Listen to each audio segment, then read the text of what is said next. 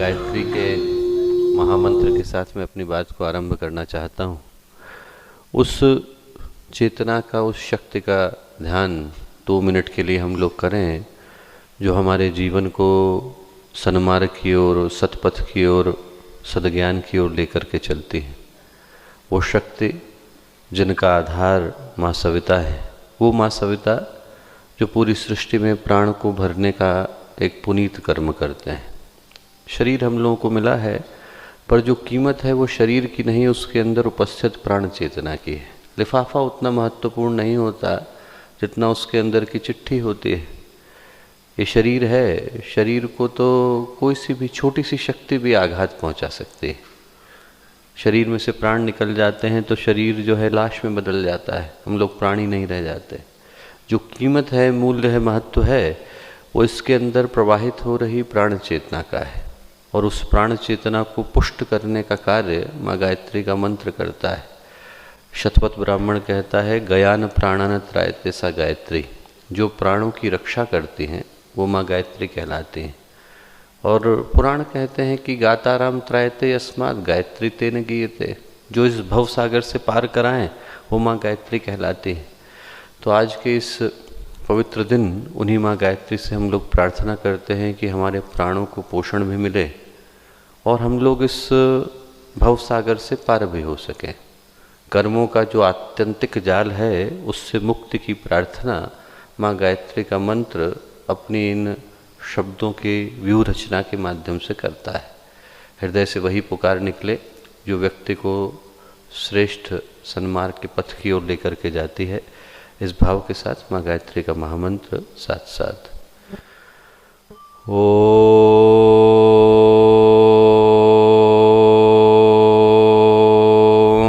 भूर्भुवः स्वः तत्सवितुर्वरेण्यं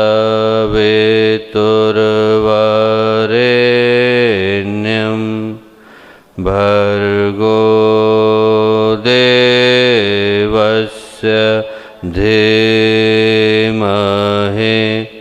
धियो यो नः प्रचोदयात्।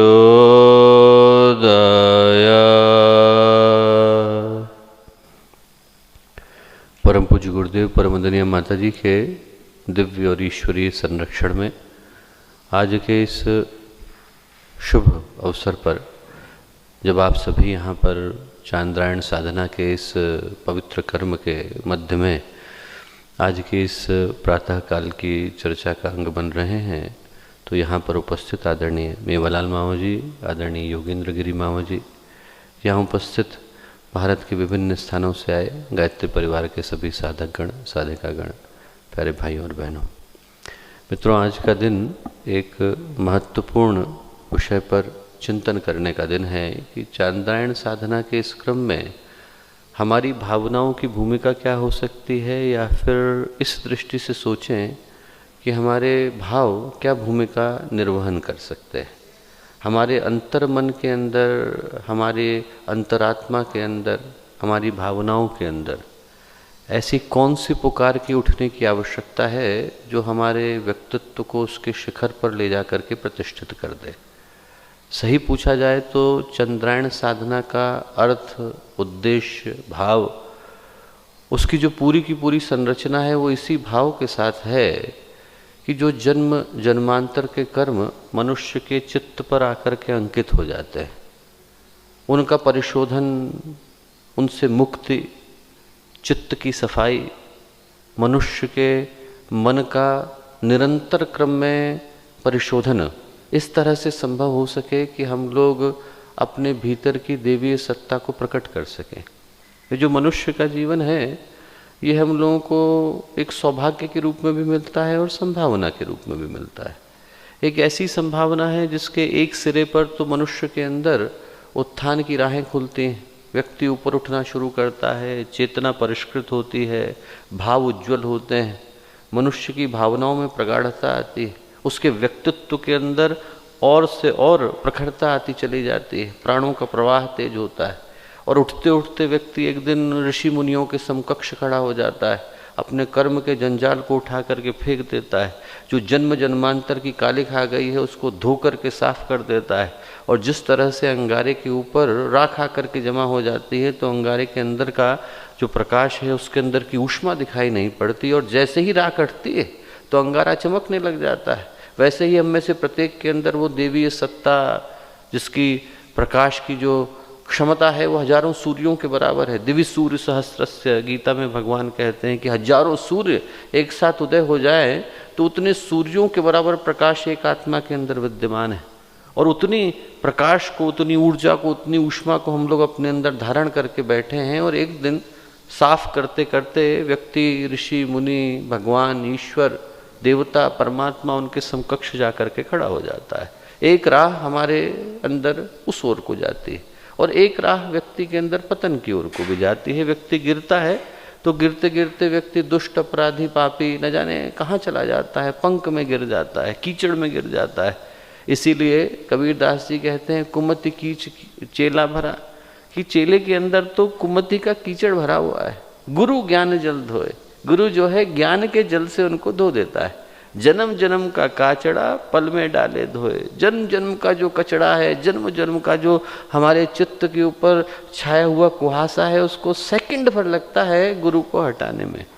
और ये जो यात्रा है जहाँ पर व्यक्ति पतन से उत्थान की ओर जाता है, पशु से परमात्मा बनने की ओर जाता है, व्यक्ति के अंदर की पाश्विक चेतना नीचे की ओर जाती है और उसके अंदर की प्रभुता की एक शुरुआत होती है, यही यात्रा साधना की यात्रा है। और इस यात्रा को पूरा करने के लिए आज हम लोग इस चांद्रायण साधना सत्र का हिस्सा बन रहे हैं।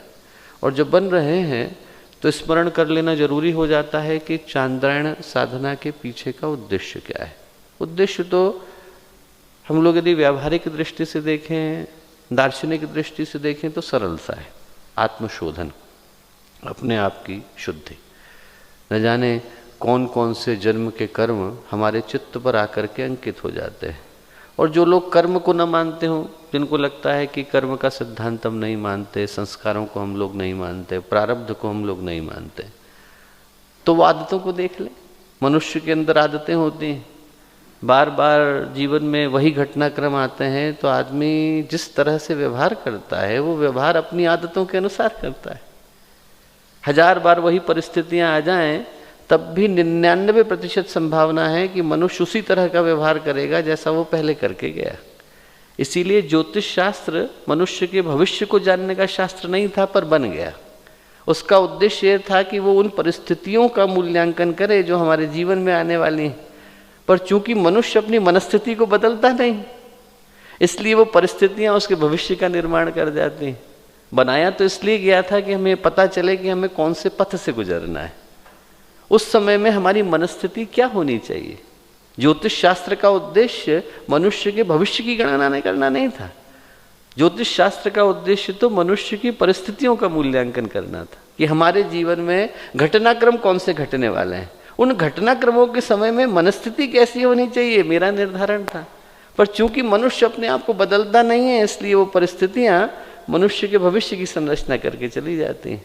जबकि उस समय में व्यक्ति के लिए ये संभावना है कि यदि उसे पता है कि मेरे जीवन में घटनाक्रम कौन से वाले हैं, तो मैं उसी तरह की मनस्थिति का, उसी तरह की चित्त भूमि का, उसी तरह की साधनात्मक मनोभूमि का निर्माण करूं, ताकि मेरे जीवन में कल्याण का पथ प्रशस्त हो सके। तो ये जो उद्देश्य है वो आत्मशोधन का है। उद्देश्य ये है कि हमारे भीतर जो न जाने कौन कौन से जन्म के कर्म, कुसंस्कार आकर के एकत्रित हो गए हैं, उनकी सफाई की व्यवस्था को हम लोग बना सकें। गुरुदेव ने पुस्तक लिखी है आंतरिक कायाकल्प का सरल किंतु सुनिश्चित विधि विधान, और शायद साधना के क्षेत्र में चलने वाले पथिकों के लिए श्रेष्ठतम बुक है। उससे ज़्यादा अच्छी पुस्तक मुझे नहीं लगता कि कभी और लिखी गई है या लिखी जा सकेगी। क्योंकि जीवन में साधना की परिभाषा वही व्यक्ति कर सकता है जो गुरु के रूप में प्रतिष्ठित हो, और गुरु के रूप में प्रतिष्ठित वही व्यक्ति हो सकता है जिसको भगवान ने वो दायित्व सौंपा हो। और चूंकि गुरुदेव की तरह के व्यक्तित्व संसार में उपस्थित नहीं है जो ये देख करके बता सकें कि आपके जीवन का कौन सा संस्कार किस समय में फलित होने वाला है। महर्षि अगस्त के समय की घटना आती है, आपको सुनाना चाहता हूँ। एक राजा हुए चक्रवण, और चक्रवण जो थे वो महर्षि अगस्त के शिष्य बनना चाहते थे। 12 वर्ष तक उन्होंने तपस्या करी, जंगल के कोने में बैठे रहे, और मन में भाव बहुत था कि एक बार महर्षि अगस्त आए और मेरे को जीवन की दिशा दे करके जाएं। एक दिन महर्षि अगस्त वहाँ से गुजरे, चक्रवर्ण ने जाकर के प्रणाम किया, बोले आपकी शरण में ले लीजिए। तो महर्षि अगस्त बोले कि बेटा अभी समय नहीं हुआ है। उनको बहुत बुरा लगा, उनको लगा 12 वर्ष तक तपस्या करी, इसके अलावा और कुछ सोचा नहीं, अब कब समय आएगा। उनने अपनी जप पूजा की जितनी पद्धतियाँ थीं वो छोड़ दी, वहाँ से चले गए। दूसरे राज्य में गए तो चूंकि 12 साल का तप तेज तो था ही, चेहरे पर प्रकाश था, ओज था, तो उस राज्य की जो राजा थे उनको बड़े प्रभावित उनने किया। तो राजा ने चक्रवण को अपने साथ रख लिया, मंत्री का पद दे दिया, पुत्री की शादी कर दी। देखते देखते चक्रवण साधक से क्या बन गए, राजा बन गए। 2 बच्चे भी हो गए। एक दिन उनकी पत्नी और 2 बच्चे जो है वो राज्य में कहीं घूमने के लिए गए थे, लौट के आ रहे थे, दुर्घटना घट गई, देहावसान हो गया। देहावसान हुआ जब पत्नी और बच्चों का, तो फूट फूट करके रो रहे थे। सेवक ने आकर के कहा कि बाहर कोई ऋषि की तरह के व्यक्ति आए हैं, आपको पूछ रहे हैं। गए, वो पहचान भी नहीं पाया, अगस्त खड़े थे सामने। वो अगस्त जिनके शिष्य बनने के लिए 12 साल तक उन्होंने प्रतीक्षा करी थी। आप सोच के देखिए, उनको पहचान भी नहीं पाए। जीवन के कर्म कहाँ ले जाते हैं। उनको ये भी नहीं समझ में आया कि सामने अगस्त खड़े। अगस्त के पैर छुए उनने, बोले क्या कर सकता हूँ। बोले पहचाना, बोले नहीं। बोले मैं अगस्त हूँ, तो मेरे शिष्य बनना चाहते थे। बोले चलो समय हो गया। बोले समय हो गया, क्या बात करते हैं। बोले महर्षि आपको कुछ भ्रम हो रहा है। बोले मैंने 12 साल तक तपस्या करी और तब आपने कहा कि मैं तैयार नहीं हूँ, और अब जब मैं आपको भी भूल गया, राजा बन गया, यहाँ फूट फूट करके रो रहा हूँ, संसार में उलझा हुआ हूँ, तो आप कहते हैं समय हो गया। महर्षि अगस्त बोले हो सकता है चक्रवण तुम तैयार रहे होगे, पर तुम्हारे संस्कार तब तैयार नहीं थे। वो तुम्हें खींच करके राजपद की ओर ले जाते। बोले तुम यदि मेरे पास साधना करने के लिए आते भी, तो भी तुम्हारे जो कर्म और संस्कार हैं वो तुम्हें खींच करके वहाँ ले जाते जहाँ तुम्हारे जीवन की दिशा थी। बोले इसलिए मैंने प्रतीक्षा करने को कहा। अब समय हो गया है, अब तुम्हारे संस्कारों की डोर टूट चुकी है, अब तुम साधना की यात्रा पर बढ़ सकते हो। पर ये देख पाने की सामर्थ्य किसके अंदर है? गुरु के अंदर। गुरुदेव जैसी शक्तियों के अंदर ये ताकत होती है कि वो देख सकें कि किस व्यक्ति के जीवन का कौन सा प्रारब्ध कब घटित होने वाला है। हमारे यहाँ के एक बड़े वरिष्ठ कार्यकर्ता, उनकी बहन, और एक और कार्यकर्ता जो अभी कनाडा में, और एक और कार्यकर्ता जो अभी यूएस में, तीनों के तीनों गुरुदेव से मिलने के लिए गए। 1988 की घटना है। गुरुदेव लिख रहे थे, धूप में जो छत है वहाँ बैठ के लिखते थे गुरुदेव। अब गए तो गुरुदेव लिख रहे थे, तो किसी के अंदर इतनी हिम्मत नहीं हुई कि गुरुदेव को डिस्टर्ब करे, तो सब एक तरफ वो खड़े हो गए। 10-12 मिनट के बाद गुरुदेव की दृष्टि गई ऊपर, तो गुरुदेव ने जो पहली वाली दीदी खड़ी थी उनसे कहा तू कैलिफोर्निया चले जा, तेरे लिए कैलिफोर्निया में व्यवस्था बना दी है, तेरे को वहाँ पे शाकाहारी खाना मिलेगा। जो उनके पीछे खड़े थे बोले तू वहाँ चला जा बेटा, तेरे लिए वहाँ अमेरिका में व्यवस्था बना दी, तो अमेरिका चला जा। उनके पीछे जो खड़े थे वो एग्ज़ाम में फेल होकर के आए थे, आशीर्वाद मांगने के लिए आए थे कि अगली बार पास हो जाऊँ। बोले अरे अरे तू कहाँ जाएगा, कहाँ जाएगा, कहाँ जाएगा, तू कनाडा चला जा, कनाडा चला जा। गुरुदेव ने कहा कनाडा चला जा। तीनों नीचे उतरे तो तीनों को लगा गुरुदेव जो है हमें किसी और से कंफ्यूज हो गए, क्योंकि अब कैलिफोर्निया जाने की कोई बात नहीं, अमेरिका जाने की कोई बात नहीं, कनाडा जाने की कोई बात नहीं। तीनों में से किसी का तो पासपोर्ट भी नहीं बना था। उन्होंने कहा कि साहब हमको जाना क्या है, हम कहाँ जा रहे हैं, गुरुदेव क्या बोल रहे हैं, हो सकता है किसी और से बोलना चाहते हैं। नीचे उतरे तो 1 महीने बाद जो दीदी थी उनकी शादी तो कैलिफोर्निया में हो गई। जो उनके पीछे भाई साहब खड़े थे उनके लिए जॉब की कॉल आ गई, वो थापर में पढ़ाया करते थे, अमेरिका चले जाए।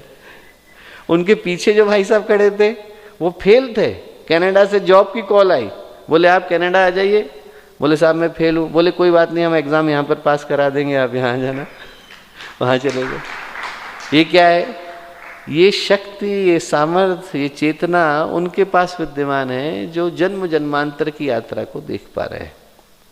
चूंकि वैसे व्यक्तित्व नहीं है जो जन्म जन्मांतर की यात्रा को देख सके, जो ये बता सके कि आपके जन्म का कौन सा प्रारब्ध उदय होने वाला है, इसलिए गुरुदेव अपने समय में ही मैनुअल को लिख के चले गए ताकि व्यक्ति गलत साधना के पथ पर न बढ़े।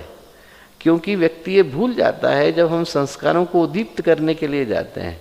ऐसा है जैसे कि बिल है और बिल में से हमको पूंछ दिखाई पड़ रही है, हमने जाके पूंछ को छेड़ दिया। अब उस तरफ चूहा भी हो सकता है और अजगर भी हो सकता है, हमें नहीं पता कि कौन सा कर्म पलट करके हम पे प्रहार करेगा। जब हम साधना के पथ पर चलते हैं और शोधन की प्रक्रिया पर आगे बढ़ते हैं और जैसे ही हम संस्कारों को आग देते हैं तो वो पलट करके परिस्थितियों को लेके आते हैं। आप सब पूछ करके देखिए, आपने गायत्री साधना शुरू करी होगी तो जीवन में कष्ट पहले बढ़े होंगे, पहले शंकाएं बढ़ी होंगी, मन हिला होगा, परिवार वालों ने तकलीफें दी होंगी, शरीर में कष्ट आए होंगे, मन में तकलीफें आई होंगी, भावनात्मक दृष्टि से विकलता आई होगी। क्यों? क्योंकि आदतें तो चली आ रही हैं। आदतों में तो आदमी कंफर्ट जोन में जीता चला जाता है, जन्म जन्मांतर की आदत है, आदमी उसी भावना में चला जा रहा है।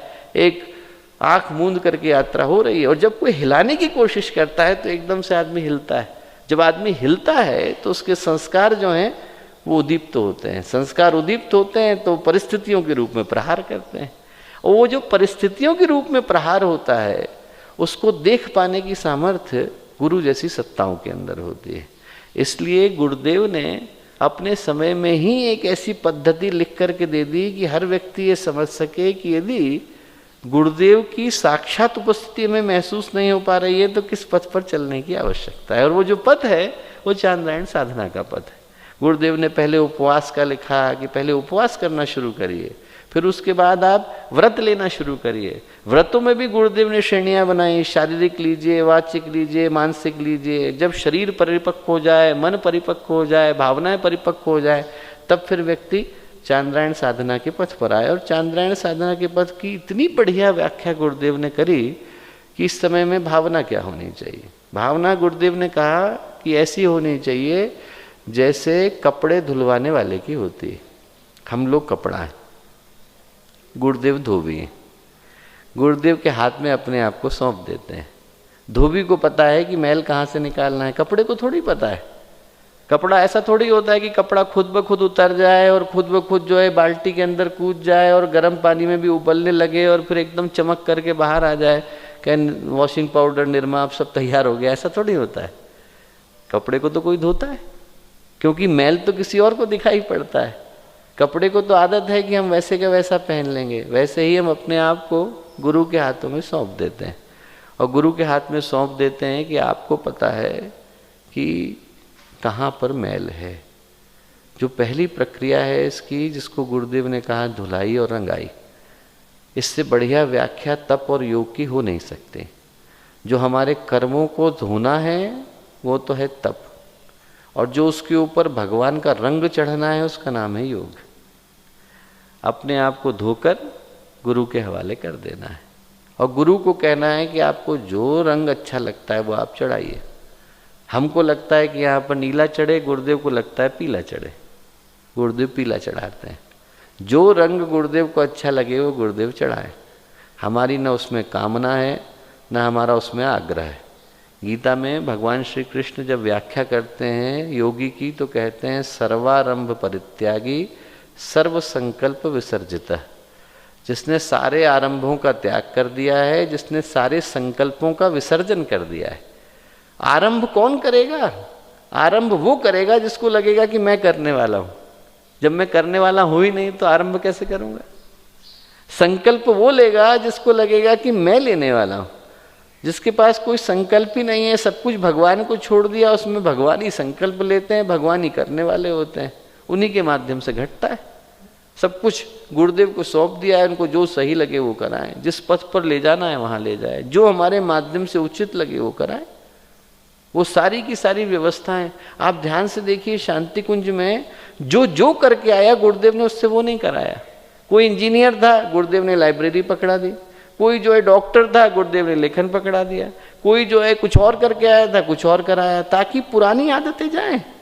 व्यक्ति जो करके आया था वो करता दिखाई नहीं पड़ता है, इसलिए नहीं दिखाई पड़ता ताकि उसकी वो आदतें जाएं, व्यक्ति अपने आप को गुरु को सौंपने के लायक बन सके। आप बताइए क्या करना है? हमारे जीवन में तो कोई चाहत नहीं। इतनी बढ़िया बात महर्षि अरविंद ने कही एक बार। उनसे किसी ने कहा कि आपने चर्चिल का साथ क्यों दिया द्वितीय विश्व युद्ध में? महर्षि रमन ने, महर्षि अरविंद ने चर्चिल का साथ दिया था सेकेंड वर्ल्ड वॉर में, ताकि हिटलर के विरुद्ध में विजय हो सके। तो कितनी बढ़िया बात कही महर्षि अरविंद ने। महर्षि अरविंद ने कहा कि भगवान के आदेश पर जो हत्या करने से चूक जाता है वो अभी भक्त नहीं बन पाया है। आदेश आ गया है तो आपके मन में ये भी नहीं होना चाहिए कि क्या नीति है क्या नीति है। भगवान ने कह दिया है तो हो सकता है हत्या भी उचित ही होगी। इतना आपके अंदर समर्पण आ गया, जब आपके अंदर से इतनी बात आ गई, आदमी बुराई को छोड़ने को तैयार हो जाता है, अच्छाई को छोड़ने को तैयार नहीं होता।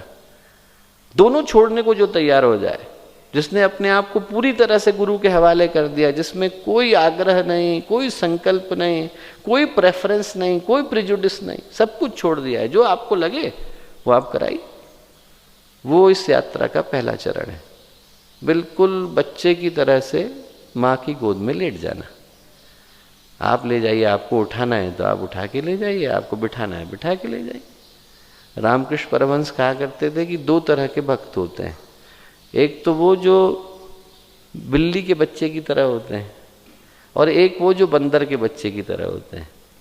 बोले बंदर के बच्चे की तरह जो भक्त होते हैं वो तो छोड़ते नहीं, एकदम चिपके रहते हैं, जैसे बंदर के बच्चे चिपके रहते हैं। बोले बिल्ली का बच्चा क्या करता है? बोले म्याऊं म्याऊं करता है, माँ जहाँ होती है आकर के ढूंढ लेती है। बोले यदि न छोड़ पाने की ताकत हो तो पकड़े रहो, पर यदि अभी पकड़ नहीं पाए हो तो म्याऊं म्याऊं करना सीखो। व्यक्ति अच्छे से म्याऊं म्याऊं करना सीख जाता है तो माँ ढूंढ ही लेती है। हम लोग जब गायत्री मंत्र बोलते हैं तो म्याऊं म्याऊं तो कर रहे हैं, माँ से यही तो कह रहे हैं आप कहाँ हो, ढूंढ लो। हम तो यहाँ हैं, हमें नहीं पता कि आप कहाँ हैं। हम आवाज़ लगाते हैं, बिल्ली का बच्चा बोलता है तो ढूंढ ही लेता है, उसकी माँ आ ही जाती है ढूंढने के लिए। तो हम तो यही कह रहे हैं, अपने दिल से आवाज़ लगा रहे हैं, जहाँ गुरुदेव हैं, जहाँ गायत्री माता है, वो हमें एक बार आकर के ढूंढ लें, मुक्त कराएं। पहला जो चरण है वो अपने आप को बिना किसी आग्रह के, बिना किसी संकल्प के गुरुदेव के हाथों में छोड़ देना है। दूसरा जो चरण है, गुरुदेव कहते हैं उसमें जिस तरह से कपड़े को उबाला जाता है और उसके बाद उसके मैल को उभारा जाता है। उबाला क्यों जाता है? ताकि मैल उभरे। वैसे ही हम अपने आप को गुरुदेव के आगे समर्पित करते हैं और अपने चित्त के ऊपर छाई हुई बुरी आदतों को उभार उभार करके लाते हैं। यहाँ पर इतनी बढ़िया कुटिया आदरणीय मामा जी ने बनाई, पूज्य गुरुदेव वंदनीय माता जी की उपस्थिति की कुटिया। वो बिल्कुल श्रेष्ठ स्थान है। वहाँ जब आप जाते हैं तो गुरुदेव के सामने अपने मन को पूरी तरह से खोल के रख दीजिए। बहुत सारे कर्म हमारे द्वारा होते हैं, सिर्फ पाप ही हमारे जीवन में थोड़ी है। हमारे जीवन में पाप के सहयोगी भी तो है, आलस्य है, प्रमाद है, झूठ बोलना है, बहुत सारे जो छोटे छोटे सहयोगी हैं। उन सब के लिए हम लोग गुरुदेव के सामने जाकर के निष्कलंक भाव से खड़े हो जाते हैं। क्या पता हमारे जीवन में क्या है, हमें खुद ही नहीं पता। हजारों बुराइयां तो लेके व्यक्ति घूम रहा है, हमें नहीं पता, पर वो तो देख सकते हैं। उनसे कहते हैं कि प्रभु आप मुक्त करिए, इस जंजाल से हम लोग मुक्त होना चाहते हैं। हमारे हृदय में भावना यही है कि हम पवित्र बने, और उस भाव के साथ आपके सामने आकर के खड़े हैं कि आप मुक्त कराइए। दूसरा जो चरण है वो अपने आप को खोल देने का है, पूरी तरह से मुक्त कर देने का है। चरण तो 7 है, पर चूंकि समय का अभाव है तो मैं 2-2 चरणों को एक साथ लेकर के चल रहा हूँ।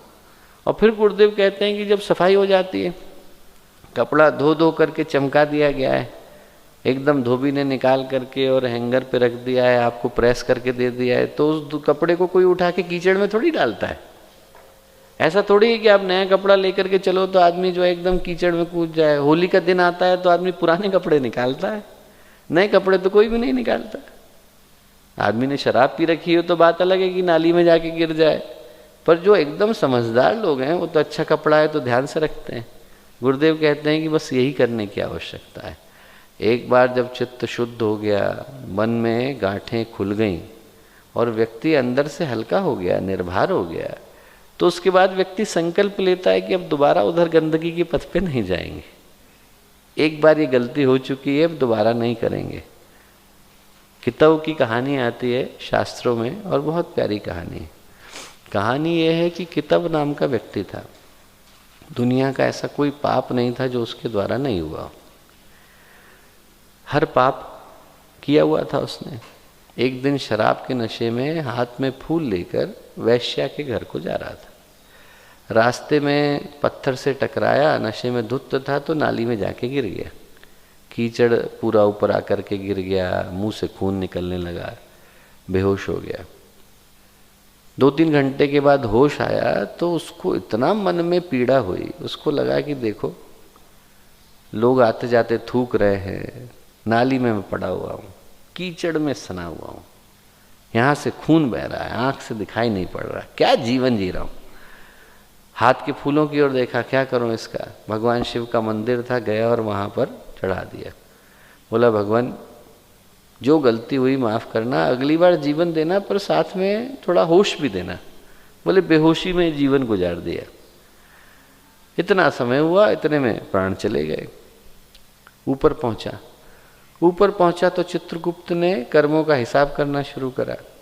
कर्मों का रजिस्टर निकाला तो बोले भैया तुमने तो बड़े पाप किए। बोले क्या मिलेगा बदले में। बोले 2000 साल का नरक मिलेगा आपको। बोले अच्छा।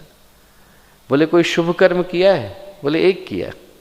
बोले जिस समय में आप भगवान के सामने में निर्भर होकर के खड़े हुए तो आपके हृदय की जो पुकार थी वो सच्ची थी, उसके बदले में आपको स्वर्ग मिलेगा। कितनी देर का। इतनी देर का जितनी देर के लिए पलक झपकती है। बोले उतनी देर के लिए आपको स्वर्ग का सिंहासन मिलेगा। क्या पहले लोगे, नरक लोगे कि स्वर्ग लोगे।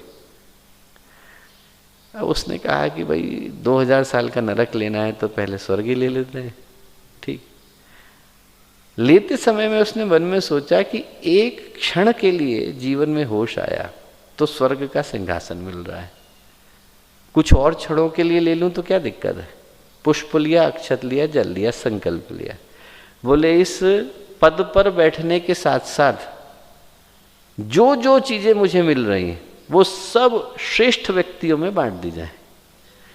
तो तुरंत संकल्प लिया और लेते से ही कामधेनु गाय वशिष्ठ ऋषि को चली गई, गाल्व ऋषि को चिंतामणि चली गई, अगस्त ऋषि को ऐरावत चला गया, सबको बट गया। उच्चैश्रवा किसी और को चला गया, सब रत्न बट गए। अब जैसे ही बटे तो उन ऋषियों का पुण्य पलट करके आया, क्योंकि आप जिसको दो उसके कर्म के आप भागीदार हो जाते हैं। कोई यदि आतंकवादियों को जो है हथियार दे दे और कहे हम तो दान दे रहे थे, तो दान थोड़ी था, आतंकवादी ने जाके हत्या कर दी, अब आपको जेल में जाना पड़ेगा। वैसे ही यदि आप गलत व्यक्ति को दान देते हैं तो उसको दिया गया दान उसके द्वारा किए गए कर्म का परिणाम आपके लिए लेकर के आता है। अच्छे व्यक्ति को देते हैं तो शुभ लाता है, बुरे को दिया तो बुरा लाता है। तो जो दान था परिणाम लेकर के आया। जैसे ही परिणाम लेकर के आया तो उसने कहा चित्रगुप्त ने कि इसके 2000 साल का जो नरक था शून्य हो गया, जन्म देना पड़ेगा। वो व्यक्ति जो है बलि के पुत्र प्रहलाद के पुत्र विरोचन, प्रहलाद के पुत्र विरोचन, विरोचन के पुत्र बलि, विरोचन के रूप में पैदा हुआ। आप सोचो कि एक व्यक्ति के द्वारा किया गया शुभ कर्म एक क्षण के लिए, एक क्षण का होश व्यक्ति को उस श्रृंखला में ले जाके खड़ा कर देता है जहाँ पर मुक्ति गारंटीड हो जाती है। भगवान ने बलि को वरदान दिया था, 7 पीढ़ियाँ ऊपर 7 पीढ़ियाँ नीचे, इनमें से सब जीवन मुक्त पैदा होंगे। तो गारंटी हो गई। यदि एक क्षण का होश आता है तो गुरुदेव कहते हैं कि जो अंतिम संकल्प है हमारी भावनाओं का वो यही है कि एक बार मुक्त हुए तो दोबारा उस गलत राह पर नहीं चलेंगे। तो चंद्रायण का संकल्प है वो कर्मों के भार से मुक्त होने का संकल्प है। इस भाव के साथ है कि अपने आप को गुरु को सौंपें। हमारी कोई आग्रह नहीं, हमारी कोई इच्छा नहीं, हमारी कोई जिद नहीं, हमारा कोई संकल्प नहीं। आपका पथ, आपका मार्ग, आपकी पद्धति। और दूसरा गुरुदेव कहते हैं कि व्यक्ति अपने आप को कर्मों के लिए निष्कासित करे, उन चीज़ों को बाहर निकाले जिनके विषय में हम लोग स्वयं भी कभी याद नहीं रख पाते, और फिर दोबारा उस पथ पर न चलने का संकल्प ले।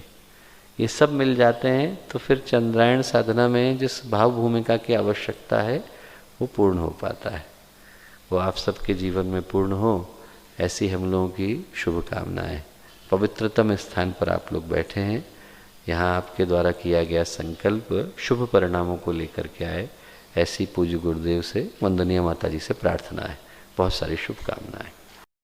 हमारे YouTube चैनल शांति कुंज वीडियो गायत्री परिवार को सब्सक्राइब करें एवं बेल आइकन जरूर दबाएं ताकि गायत्री परिवार की विभिन्न गतिविधियों की जानकारी आपको मिलती रहे।